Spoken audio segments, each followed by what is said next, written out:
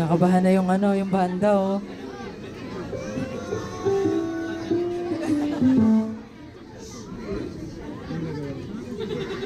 By the way guys, itong song na to, sa mga hindi pa nakakaalam, kaya title niya Leron kasi inspired siya sa Leron-Leron Sinta, if alam niyo yun. And iniba ko yung story ng first verse ng Leron. Kasi 'di ba, alam natin si Leron at Neneng aakyat sila ng puno ng papaya para kumuha ng ng bunga doon. Kaso naputol yung sanga. Kaso overthinker ako. So iniba ko yung story. What if hindi naputol yung sanga? I mean, after no naputol yung sanga, iniwan nila yung puno. Tapos for me naman, what if paano kung tao yung naiwan? Paano kung silang dalawa yung bida doon and si Neneng yung naiwan tapos si Leron yung si Leron yung nang iwan. Ay, sorry, hindi yun So, ayun, kaya Leron. Let's go. Let's go.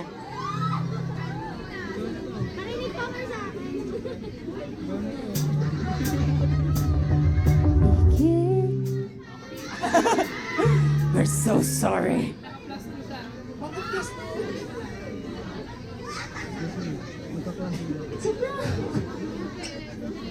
Sabi muna sila, Trisha.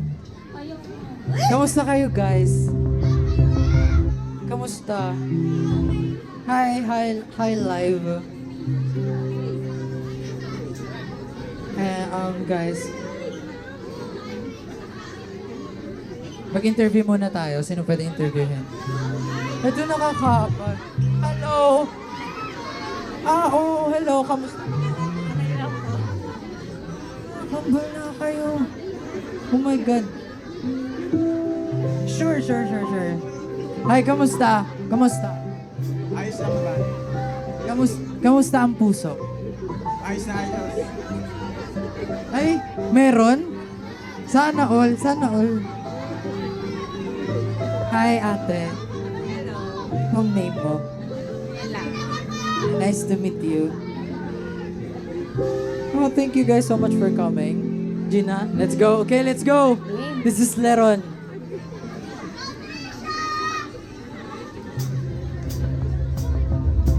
Ikit mata, tumahan natin kung naman pinangarap ang iyong pag-isang di sinasadya.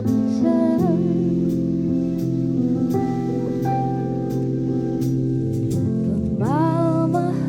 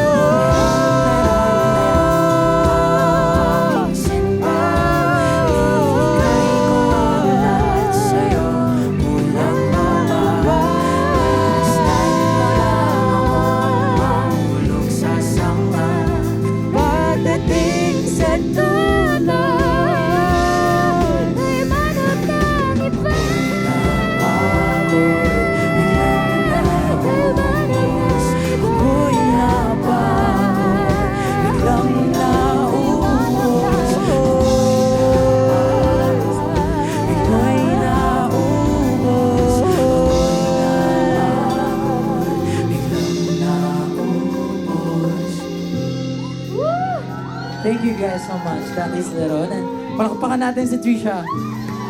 And palakpakan natin yung banda dahil impromptu yun. Alright. Where's my beer?